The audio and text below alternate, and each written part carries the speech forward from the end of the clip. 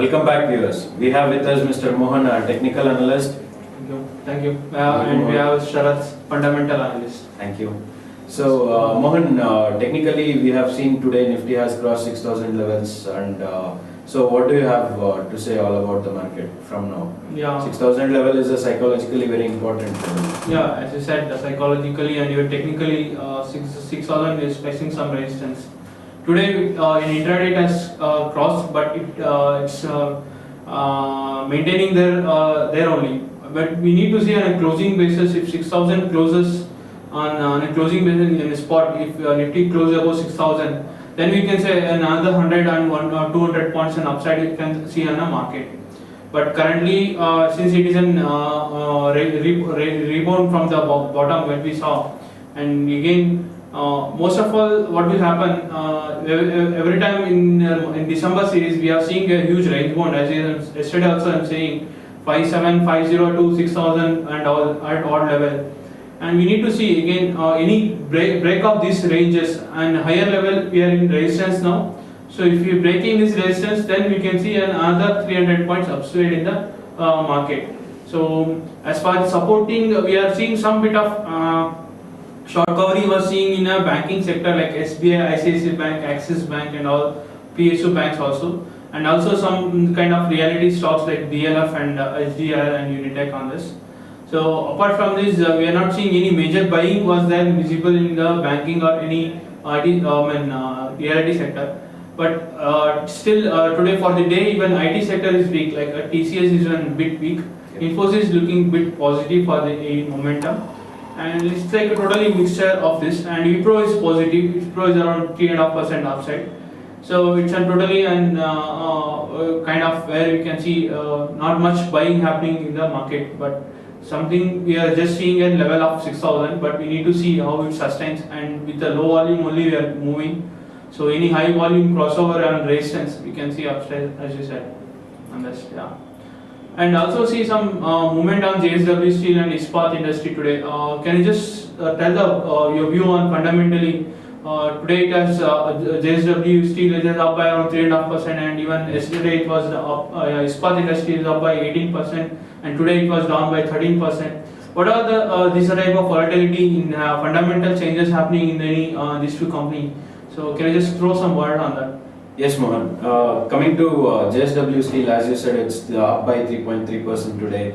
Actually, JSW today said that it would be acquiring 47% of Ispat Industries, which will be above greater access to the western area of our country, where there is a huge domestic demand. So, actually, JSW is a second largest domestic steel producer in India, as we have seen. It is planning to acquire 1.09 billion Ispat shares for 21.57 billion rupees, which is almost 2,157 crores. So through preferential allotment, and after which there will be a open offer, which is kind of mandatory, which JSW Steel is planning. In the steel sector in India, demand is expected to exponentially grow because the government has been pushing for infrastructural development in India, and also the demand for cars and homes is being growing very good in India right now. Recently Japanese steel makers called Kobe Steel Limited, they have also signed pacts with SAIL, Steel Authority of India, and SR Steel to explore manufacturing tie-ups and possibility of setting up a joint venture in India also.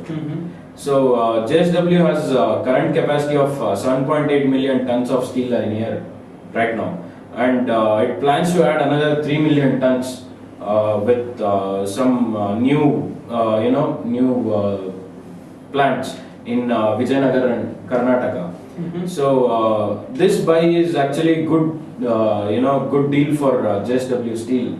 The acquisition is cheaper as when you take it per ton basis, it is a very good buy, and there are chances of JSW Steel to improve the EBITDA also with this pact.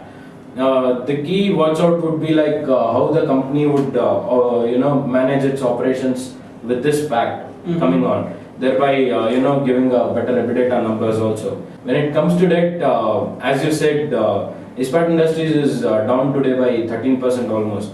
So there is a huge debt crisis going on in Ispat Industries right now. And with this acquisition, JSW is almost getting 7,000 crore rupees of debt, coming in from Ispat Industries. Also, there are some acceptances of around 1,800 rupees crores also. So these are the major fundamental reactions Exactly. for these two stocks to be more on news radar today. Exactly. Okay. So it's quite a good deal for JSW conclusively. Okay. So this is how it's Yeah. been. Yeah, as far even technically, even JSW Steel has given some breakout, but it's not significant with volume also seen. For investor, for long-term investor, one could look out on buying on the JSW Sure, Steel. sure. So Yeah. even technically, sounds well in accumulation phase. So that's all about now from the technical side. Yeah, that's it from Yeah, that's it. fundamentals also. Yeah. Stay back, viewers. We have our currency session coming up after this short break.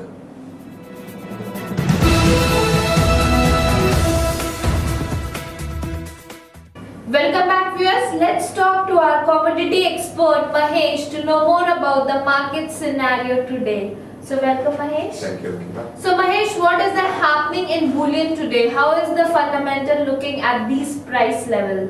Gold witnessed good buying interest coming in owing to the European sovereign debt crisis, and as holdings in gold ETFs climbed to an all-time high level. Gold for immediate delivery rose by 0.2% to $1,387.28 an ounce. The price gained as much as 0.9% yesterday after dropping by 0.8% last week. Gold assets in exchange traded products reached a record 2,114.6 metric tons as of yesterday. The holdings have gained by 18% this year. Okay.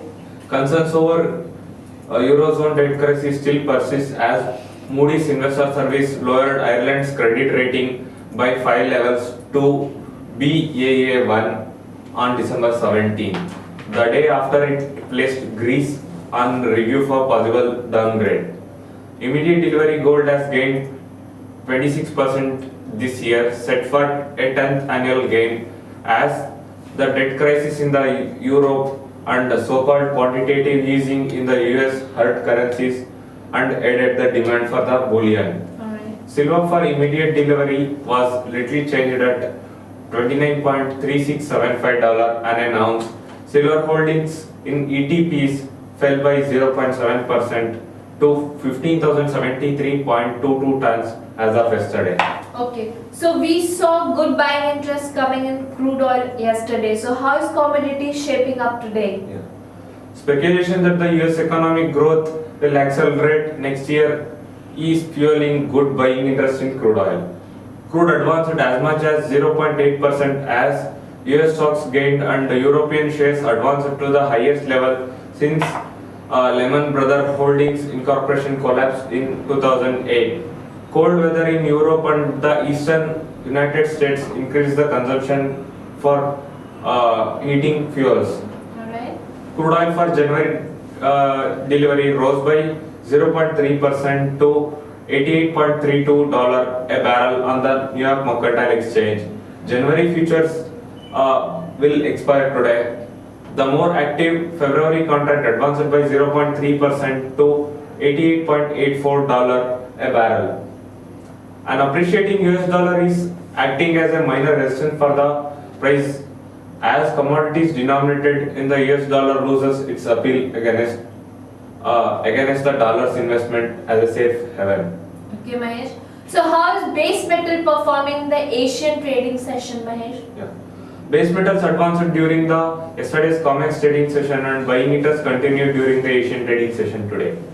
Prices advanced on the expectation of a stronger US growth during next year and robust Chinese demand. Federal Reserve officials said US economic growth next year may be stronger than some economists forecast. Okay. The Bank of Japan said this afternoon that it left the size of asset buying fund at 5 trillion yen and held the benchmark rate between 0% and 0.1%. This decision was unanimous. Alright. Central banks across the world have kept lending rates at lower levels, and stimulus packages announced have been translated into speculative investment inflows into base metal complex.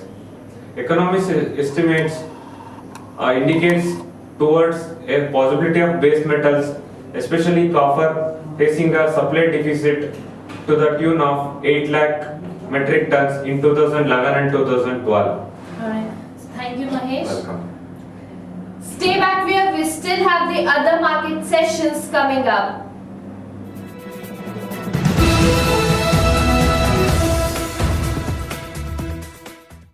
Welcome back viewers. Let's talk to our currency expert Joy to know more about the market scenario. So welcome Joy. Thanks, Angela. So Joy, how is Euro performing today? Well, the euro remained on the defensive on Tuesday, hardly clinging to its 200 moving average on simmering fears that some eurozone countries and banks could face more borrowing strains. So there's a negative for the euro currency. Okay. So yesterday we heard Moody's make cut Spanish rating. Yes. What is it all about? Yeah, that's true that yesterday Moody's said that it may cut ratings on Spanish bank following its multi-notch downgrade on Ireland's credit rating last week. So the impact of this grading would be downgrading would be that the government will have to pay higher rates on raising funds by issuing bonds. So this will have a negative impact on the growth of the economy and in the balance deficit account. So also there is speculation that the Moody's will also cut the France and Belgium's credit rating.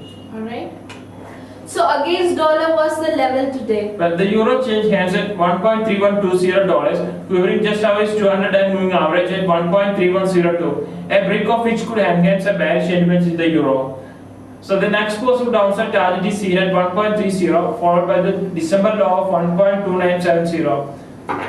On the upside, it will likely face resistance around the 1.3165, 1.31680 sort, which had been matched support for the currency in the previous days. Okay. So what about euro trading against other major currencies? Well, the single currency strengthened against 15 of its 16 major counterparts on speculation that the investments by China, which were a record $2.65 trillion in foreign exchange reserves, will ease European sovereignty fiscal crisis and boost the allure of assets in that region. Okay. So Joy, how is commodity dominated Australian currencies? Well, the Australian currency kept most of its gains made on the US dollar in the past 3 days. The so-called Aussies fell to 99.22 US cents from 99.35 yesterday, and against the yen it's declined to 83.11 from 83.23 in New York. The next target could include 0.9950 and 0.9980. That's a 61.8 and 76.4% retracement, respectively, of its pullback last week from the above parity level. Okay. So how is New Zealand trading? Well, the New Zealand currency gained for a second day as price rose for commodities which are a majority of its exports and Asian equity advanced. Okay, so thank you Joy for that quick Thanks, update. Akira. Stay back viewers, we still have the post-market sessions coming up.